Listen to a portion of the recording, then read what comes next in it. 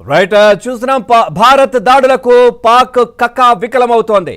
పాకిస్తాన్ అల్లకల్లోలంగా మారిపోయిన పరిస్థితి. భారత్ దాడుల్లో పొరుగు దేశం తీవ్రంగా నష్టపోయింది. ప్రధాని సహా కీలక నేతలంతా అజ్ఞాతంలోకి వెళ్లిపోయారు. పారిపోయిన పరిస్థితి పాకిస్తాన్లో కనిపిస్తా ఉంది. ప్రజలను సైతం విరాళాలు అడుక్కునే పరిస్థితికి పాకిస్తాన్ దిగజారింది. అంతర్జాతీయ సంస్థలను సైతం అప్పుల కోసం పాకిస్తాన్ అడుక్కుంటున్నటువంటి పరిస్థితి, అర్జిస్తున్నటువంటి పరిస్థితులు అక్కడ కనిపిస్తా ఉన్నాయి. అక్కడ ఉన్నటువంటి పౌరులు కావచ్చు, అక్కడ ఉన్నటువంటి ప్రజలందరూ కూడా ప్రభుత్వం పైన తిరగబడుతున్నటువంటి పరిస్థితులు ప్రస్తుతం కనిపిస్తా ఉన్నాయి.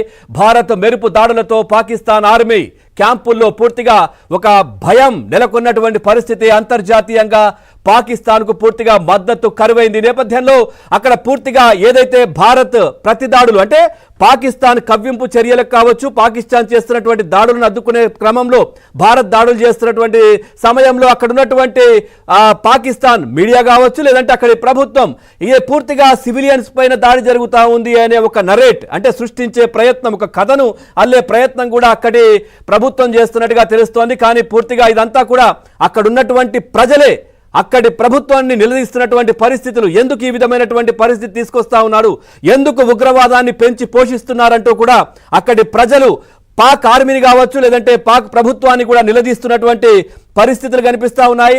పూర్తిగా అంతర్జాతీయ బ్యాంకులను కావచ్చు, వీటన్నింటికి కూడా అర్జిస్తూ మీరు ట్యాగులు చేయండి అంటూ అక్కడి ప్రభుత్వం ప్రజలను విజ్ఞప్తి చేస్తున్నటువంటి పరిస్థితి పాకిస్తాన్లో ప్రస్తుతం దాపురించినటువంటి పరిస్థితి కనిపిస్తా ఉంది. పూర్తిగా నిన్న మనం చూస్తే గనక నిన్న జరిగినటువంటి అర్ధరాత్రి జరిగినటువంటి దాడులు, ప్రతి దాడులు ఏవైతే ఒక గోడ దెబ్బ, చెంప దెబ్బ ఒకేసారి గట్టిగా తగిలితే ఏ విధంగా ఉంటుంది, గువ్వ గుయ్యం అనే విధంగా ఒక దెబ్బ తగులుతుంది. అట్లాంటి గట్టిగా ఒక పాకిస్తాన్కు ప్రస్తుత పరిస్థితి అయితే ఆ విధంగానే కనిపిస్తా ఉంది. పాకిస్తాన్లోని ఉగ్ర స్థావరాలనే భారత సైన్యం పూర్తిగా ధ్వంసం చేసినటువంటి పరిస్థితి నిన్న కనిపించింది. పహల్గాం ఉగ్ర దాడికి ప్రతీకారంగా దాడులు చేశామంటూ కూడా చాలా క్లియర్గా స్పష్టంగా కూడా పూర్తి ఎవిడెన్స్లతో కూడా భారత్ ఈ అంతర్జాతీయ సమాజం ముందు కూడా పెట్టినటువంటి పరిస్థితి.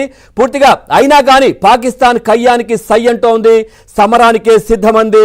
యథేచ్ఛగా ఉల్లంఘనలకు పాల్పడుతూ మన సైనిక స్థావరాలు, పౌర ఆవాసాలపై గురిపెట్టింది. ఇక బుధవారం నిన్న జరిగినటువంటి అర్ధరాత్రి దాడి తర్వాత నుంచే భారత్లోని దాదాపుగా 15 నగరాల్లోని సైనిక స్థావరాలపై